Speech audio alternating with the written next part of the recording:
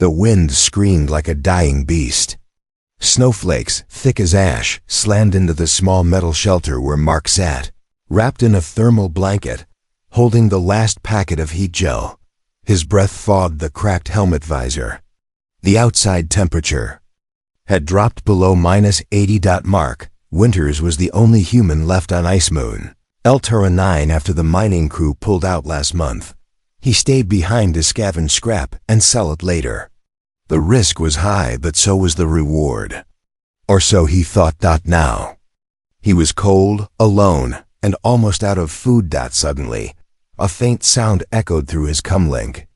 It was crying. Mark sat up. The sound was distant, weak, broken by static. He adjusted the frequency. There it was again, two overlapping voices, soft, desperate, shivering. Help. Please. Cold. Dying. Mark's heart jumped. He hadn't heard another voice in weeks. He pulled on his gloves, sealed his helmet, and stepped into the blizzard. His boots sank deep into the snow with every step. Visibility was nearly zero, but the signal had a direction. He followed it carefully. His hands were numb, and he could barely feel the small scanner in his glove. Suddenly, his foot struck something. He dropped to his knees and swept the snow with his arms. Something metallic peeked through the frost, a broken alien escape pod, buried deep under the snowdrift. It had no power, no heat. Mark pried open the hatch. Cold vapor escaped like a ghost. Inside, in a cramped pod barely big enough for one person, were two alien females, curled together, barely breathing. Their skin was pale blue, lips turning violet from the cold. One had long silver hair, frozen at the tips. The other was younger, her hand clutching the other's tightly. Their eyes fluttered open at the light, but they didn't move. Mark didn't waste time. He reached in, unhooked their belts, and dragged them out one at a time. "Come on, don't die now," he muttered through clenched teeth. He carried both of them, one over each shoulder, fighting wind and snow. His legs burned. His breath grew short. But finally, after what felt like hours, he stumbled back into his shelter and slammed the hatch shut. Warm air hissed from the vents. The girls were barely conscious, lips cracked, fingers stiff like sticks. Mark placed them near the small heater and peeled off their frozen suits. Beneath the suits were thin, strange clothes, royal-looking, like ceremonial fabric, not meant for space travel. They didn't have frostbite yet, but their skin had turned dangerously pale. Mark rubbed their hands, then their arms, trying to get the blood flowing. "Stay with me," he whispered, not sure if they could hear him. The older one stirred slightly. Her eyes opened light purple, glowing faintly in the dark room. She looked at him, lips quivering, and said something in a language he didn't recognize. Mark activated his translator. It crackled, buzzed, and then failed. The cold had damaged it. "Great," he mumbled. The younger sister began to cry softly. Mark brought the last of his rations, a heated protein pack, and slowly fed her spoon by spoon. She was too weak to speak, but her eyes locked onto his like he was the only safe thing left in the universe. Then the older one reached out with a trembling hand. She placed it on his chest and whispered again, "Carell, Carell." Mark frowned. What does that mean?" She repeated it, softer this time. "Carell." Mark nodded slowly, hoping it meant thank you or safe. He wrapped them both in his emergency blanket and added his own thermal layer on top. The wind outside howled louder, and the shelter lights flickered. He checked his supply panel only. Enough power for one more night. If the storm didn't end soon, they were all dead. Mark sat beside them, watching their faces slowly gain color. The older one was now breathing steadily. She kept her hand near his chest, eyes half closed. Then she looked at him again, serious, intense, and spoke just one word. The translator sparked briefly. "Bonded." Mark froze. "What did you just say?" She didn't answer. Her eyes fluttered shut, and her hand slipped from his chest. He sat there in silence, hearing only the wind and their slow breaths, whatever bonded meant. He had a feeling life was about to get a lot more complicated. Asterisk. Mark didn't sleep. He sat beside the two alien sisters all night, staring at the flickering heater. The wind outside still screamed like wild animals. The storm wasn't ending. His shelter's power was running low, the fuel cell blinking red every few seconds. But the sisters were still alive, barely. The younger one lay curled up beneath the blankets, her chest rising slowly. The older one, the one who whispered "bonded," now had her head resting gently against Mark's arm. Her skin no longer looked frozen. Her breathing had steadied. Mark studied her face, delicate and strange, yet beautiful in a way that wasn't human. Her features were soft, her lips slightly parted, and her hair, once frozen, now shimmered faintly under the dim light. He whispered, "What are you two doing here? And what does bonded mean?" She didn't answer. But when the storm finally weakened and sunlight peeked through the ice-dusted window, her eyes opened again, light purple, bright, curious. Mark offered her water. She drank slowly, then looked at him, confused but calm. She pointed to herself and said, "Aria." Mark blinked. "Aria? That's your name?" She nodded once. She then pointed to the sleeping girl and whispered, "Lyra." "Aria and Lyra." Mark repeated, "I'm Mark." She stared at him and tried saying it, "Ma-K." Mark smiled. Then Aria frowned and touched the broken translator at her waist.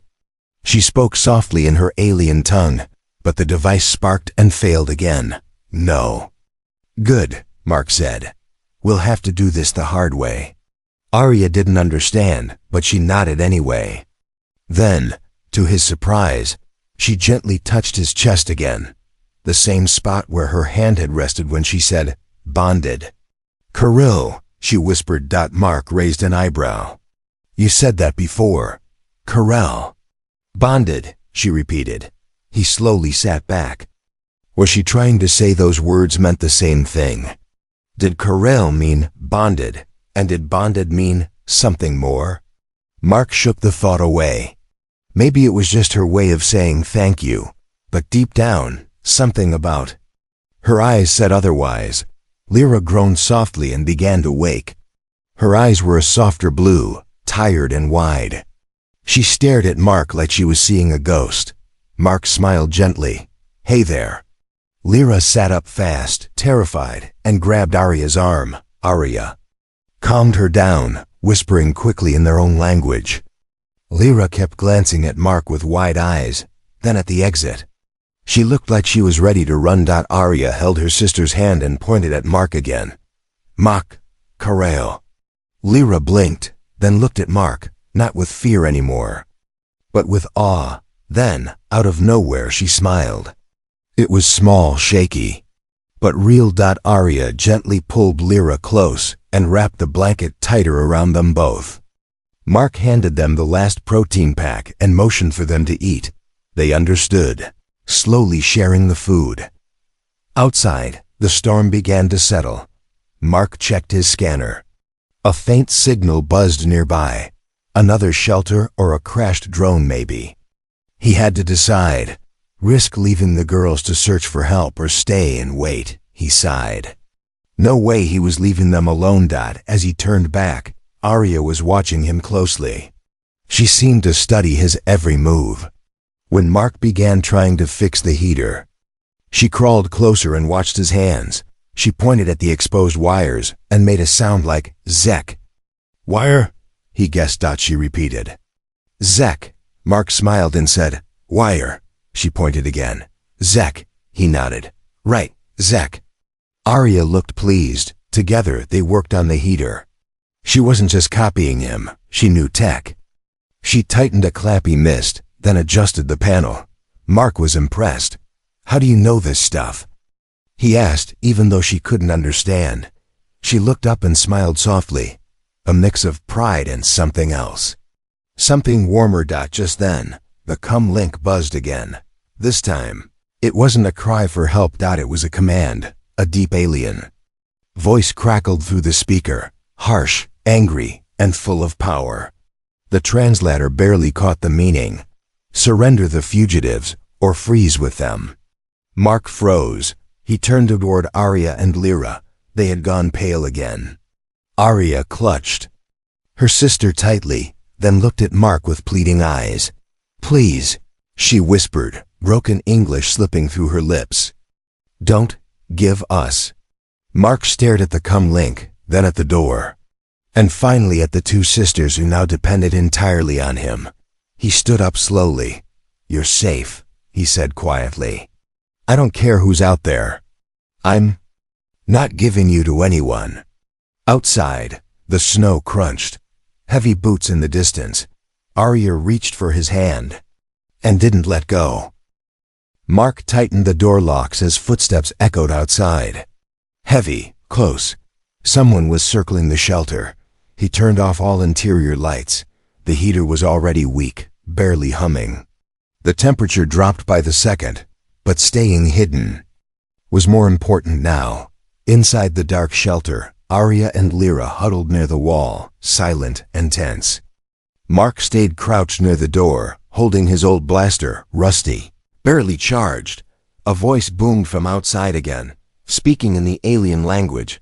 This time, the translator worked halfway. "Surrender. Sisters, broken law, property." Mark's jaw clenched. "Property?" he whispered. "You're not property." Arya looked at him, eyes wide. She spoke softly in her tongue, then pressed the broken translator button again. It sparked to life just enough to whisper the words. "We belong to no one. But without bond, we are hunted." Mark frowned. "What bond?" Arya hesitated. Then she slowly crawled closer and touched his chest again, right over his heart. "Karel." "Bonded," the word echoed again, but this time she didn't whisper it like before. She said it with meaning, with strength. Mark looked at her, confused. "I still don't understand. What does that mean? Why are they after you?" Arya pointed at Lyra, then herself, then made a symbol with her fingers. Two hands touching, fingers laced. She tapped the side of her head, then pointed to him. Then she reached into a pocket in her torn suit and pulled out a small metal chip. Glowing faintly blue, she placed it on the floor. It flickered to life, projecting a small hologram. In it, a tall alien male stood before a group of warriors. He held out his hand to a woman. She hesitated. Then she knelt. The translator crackled. "By saving her life, the outsider has claimed the bond. He must protect her, or she will be hunted, for she has no name left." Mark leaned back slowly, heart pounding. "You mean, by saving you, I claimed you?" Arya nodded once. Mark ran a hand through his hair. "That's insane. I didn't know. I didn't mean to claim anything. I just helped you." Lyra, who had been silent, finally spoke. "No help without price in ice clans."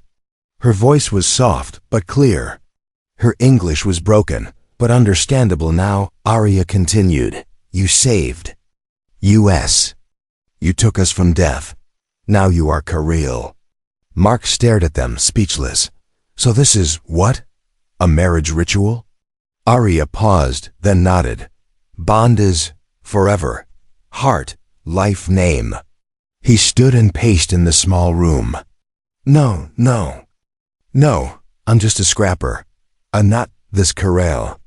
I don't know your customs, your rules, your clans. I can't be part of this." Arya's eyes lowered. She looked crushed. Her hands slowly dropped from her chest. Lyra pulled closer to her sister. Their bodies pressed together for warmth. The sadness in their eyes struck deeper than any cold wind. Then Arya looked up again, fiercer now. "If you leave us," she said slowly, "our people will say we are touched, claimed, then thrown away." Lyra added softly, "They will kill us, for shame." Mark turned away. The pressure was too much. He hadn't asked for this. All he wanted was to survive, maybe earn a few credits. Now he was caught in ancient alien laws, with 2 lives depending on his every word. Outside, the footsteps stopped. The voice returned, last. Warning. Give them up or die with them. Mark looked at the sisters again. They weren't begging anymore. They were quiet, proud, and ready to die if he didn't stand with them. He cursed under his breath, looked at the broken heater, then at the old blaster in his hand. I don't know what I'm doing, he whispered.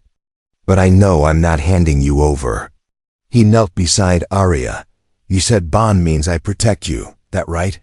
She nodded once. Then I accept it. Arya's eyes filled with light. Lyra gasped. Arya touched his face with trembling fingers. Corral. She whispered again, not like before. This time, her voice was full of something deeper. Warmth. Mark turned to the control panel. The old come line still worked. He pressed the button and growled into the mic. Come in and try, but you better bring an army. He switched it off. Then the roof rattled. A scanning light sliced through the window. They've been marked.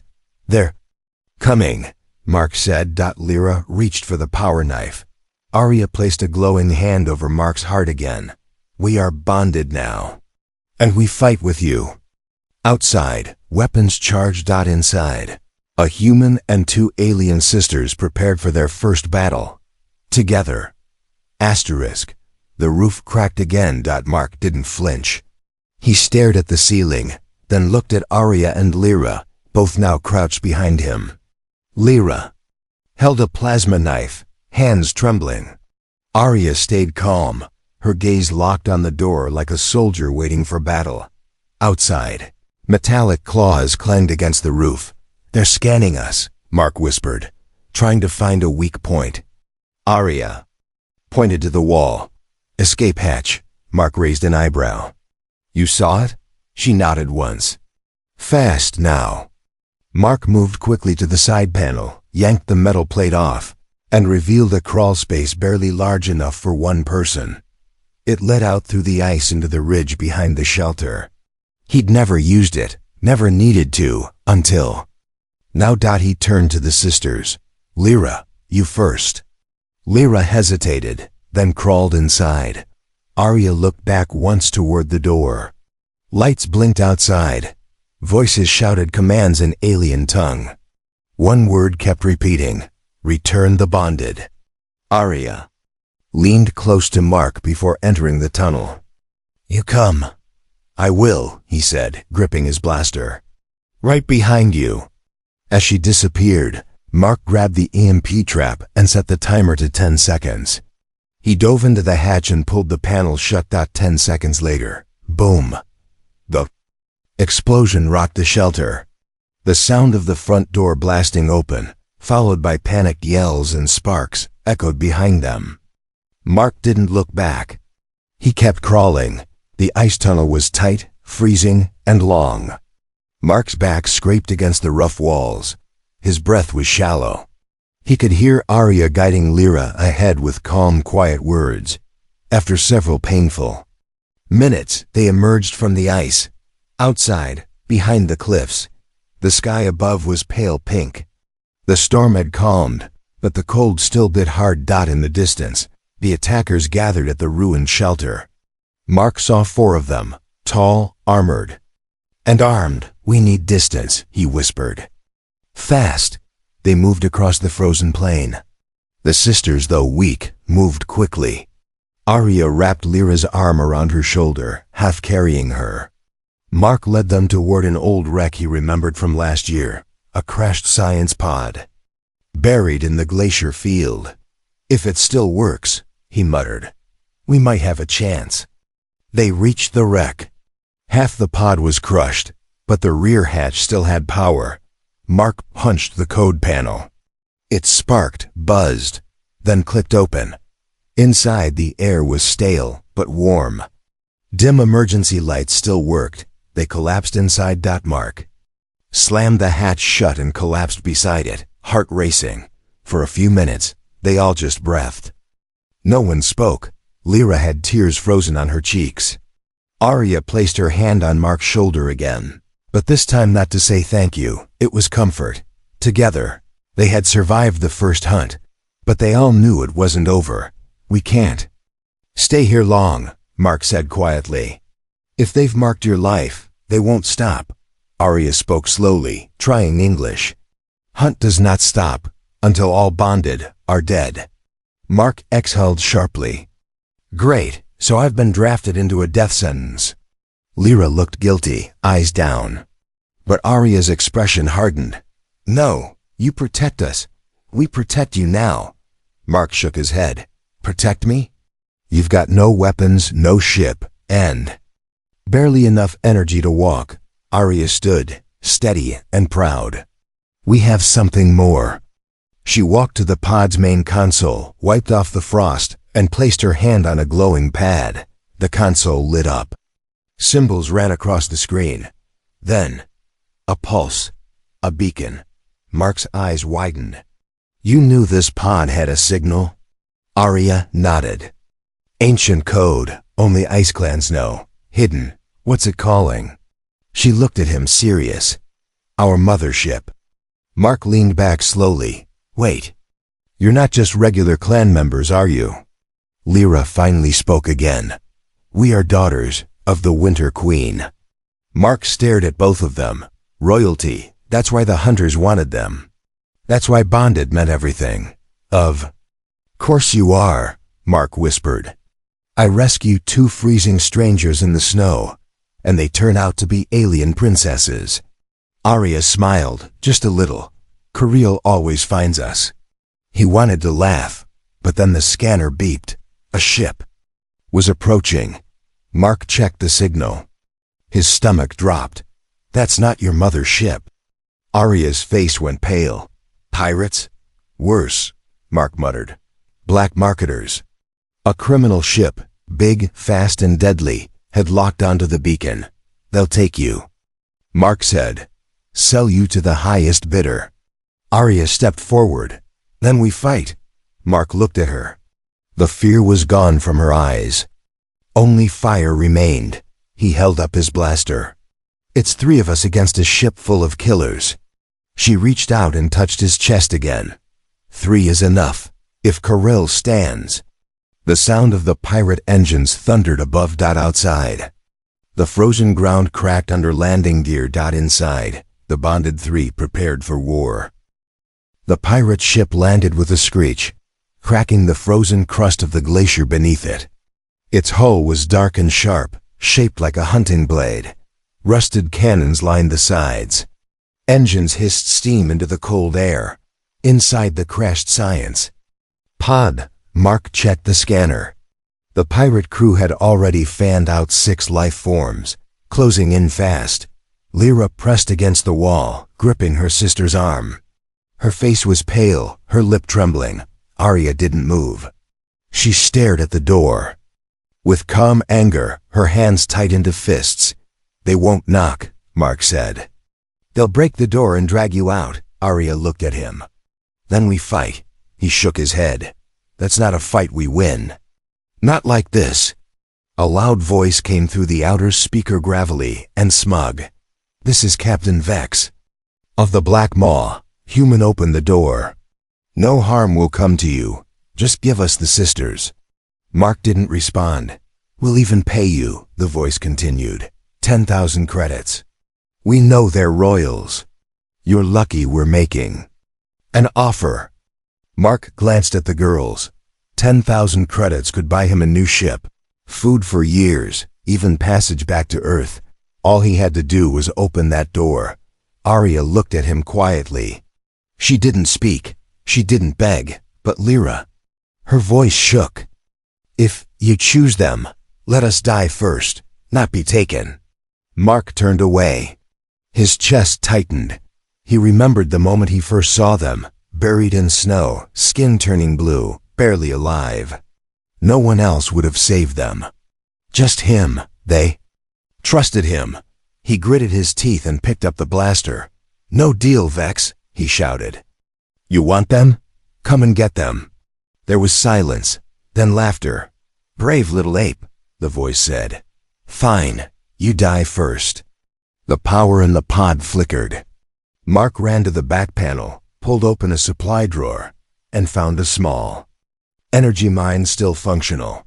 He placed it by the door, set it to proximity trigger, then looked at the sisters. "We run again. This pod won't hold long," Arya nodded.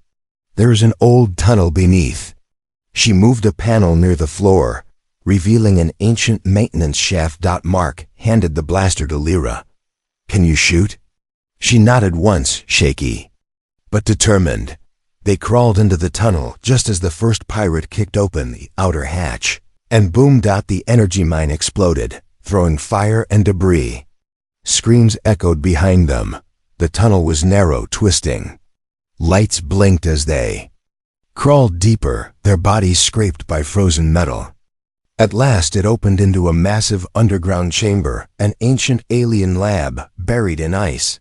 Dead consoles, broken machines. But one device still glowed. Mark approached it. "A jump beacon?" he whispered. Arya stepped beside him. "It can call." "Royal ship.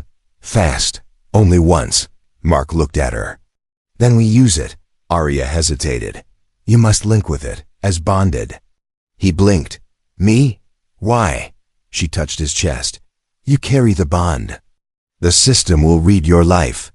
Mark sighed. "Always something." He placed his hand on the pad. Pain shot through his arm.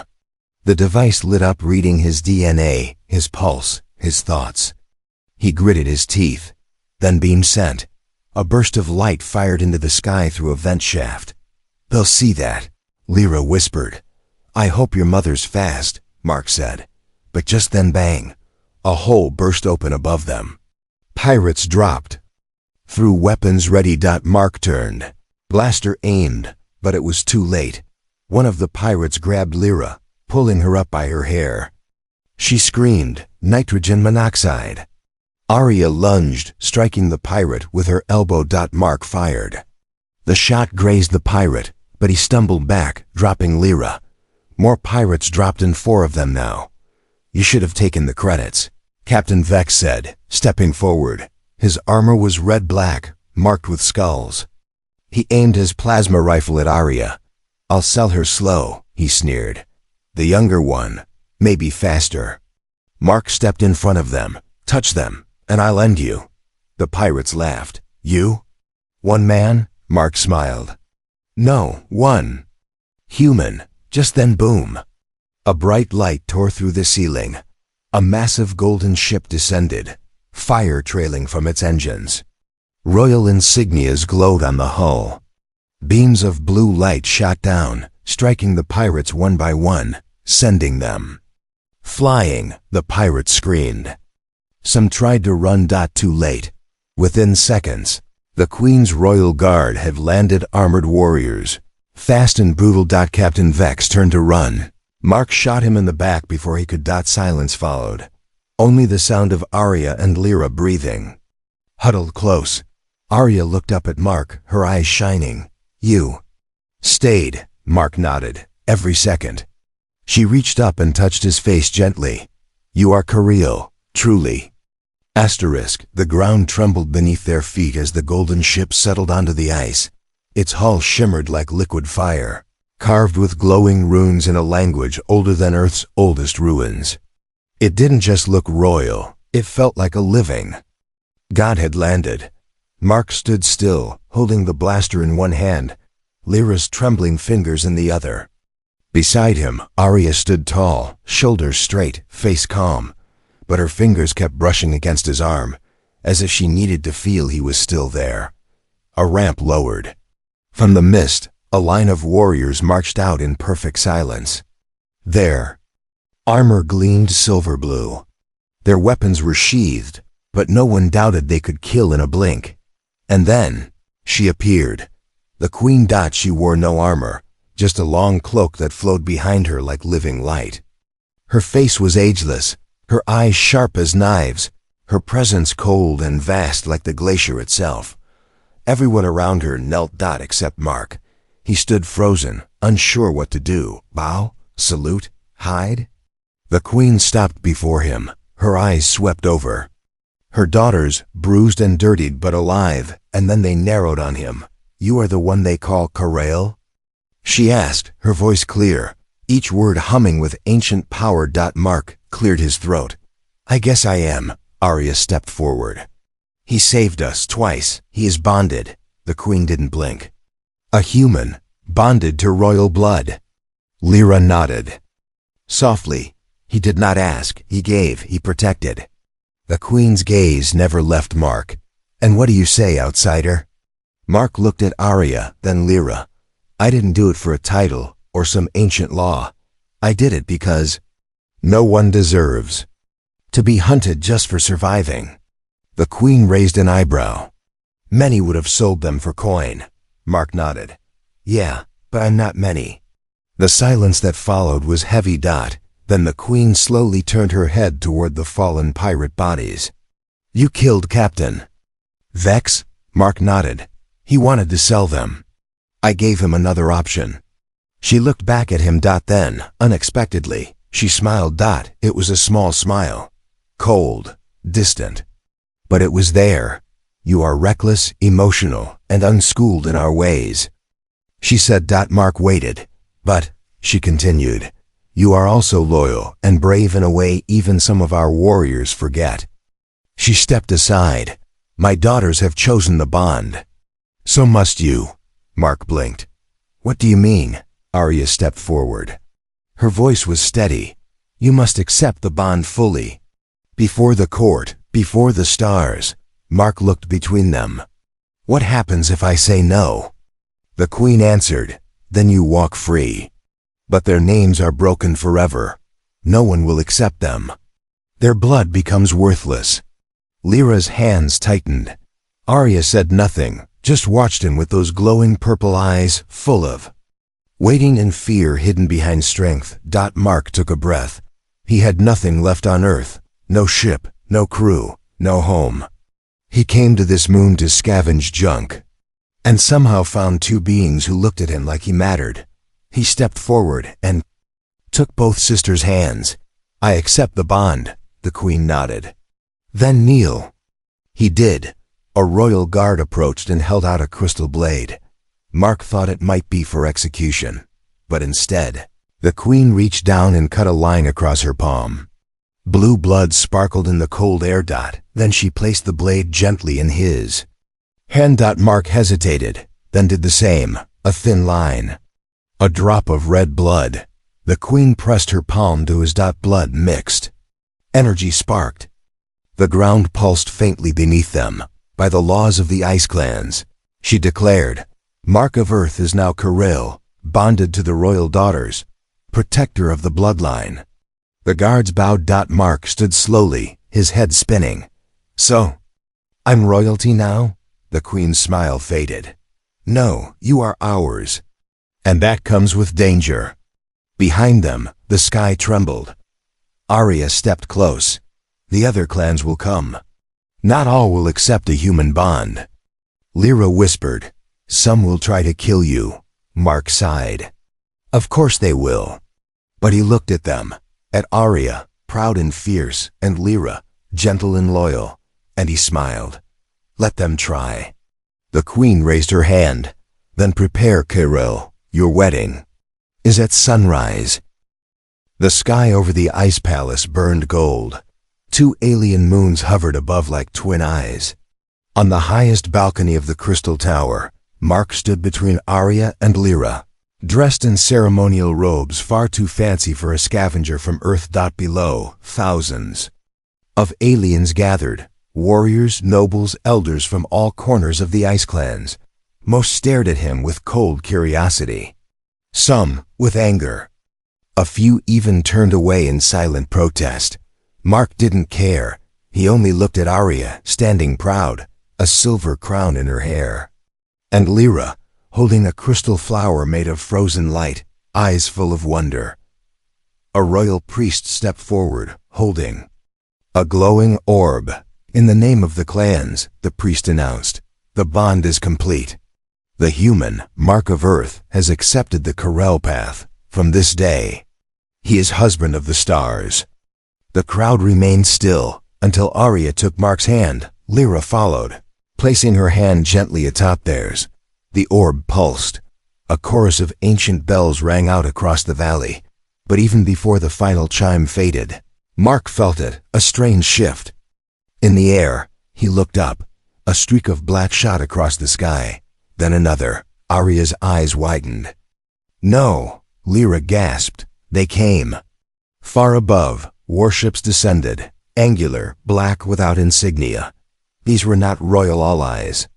These were from the Shadow Clans, those who rejected any outside blood. And now they came to stop the bond by force. Mark was already moving. The Queen stepped forward from the inner hall, flanked by guards. "Shield the palace, evacuate the guests." "No," Mark said. "This is our day, I won't run." The Queen looked at him carefully. "Then you must fight. As Kirill." He turned to Arya. "You still trust me?" "Always," she said. Lyra whispered, "We stand together." Explosions echoed in the sky. Fighters screamed down like daggers. The Queen handed Mark a blade forged of crystal and steel. "Then show them why my daughters chose you." Outside, the palace's energy shields activated. Too late. A missile broke through, striking a side tower. Ice rained down. Panic spread among the nobles. Mark rushed to the front courtyard. Enemy troops dropped from the sky, warriors with bone-white masks and plasma staffs. The royal guard met them first. Clashing in a storm of light and fire, Mark didn't hesitate. He charged. He wasn't the strongest. He wasn't the fastest. But he was human, and humans didn't stop when the odds looked bad. They became worse than the odds. He moved like a storm, blocking, dodging, striking back. His earth instincts were messy, unpredictable. The enemy expected elegance. Instead, they got raw grit. At his side, Arya fought with icy precision. Lyra moved like a whisper, fast and clever, using her smaller blade to strike at weak points. They fought as one. Then, Mark saw him, the warlord leading the attack. 7 feet tall, draped in shadow-black armor, eyes glowing red. The warlord pointed at Mark. "You don't belong here, human." Mark grinned, chest heaving. "Then come and kick me out." They clashed, steel against steel, sparks against snow.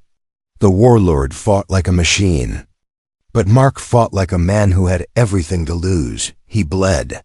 He staggered. But he stood.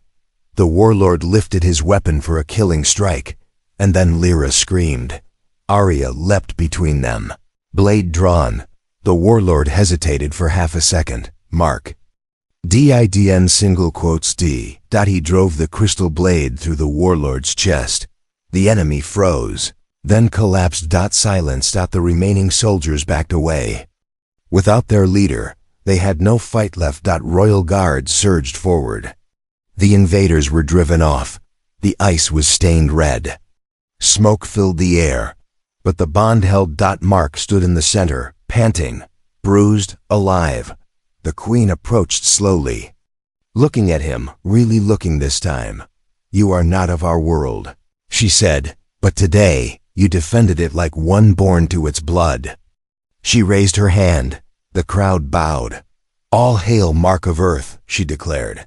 "Kirill of the royal line, protector of the heirs, husband of the stars." Arya kissed his forehead. Lyra hugged him tight. And for the first time in a long, cold life, Mark felt like he had found home.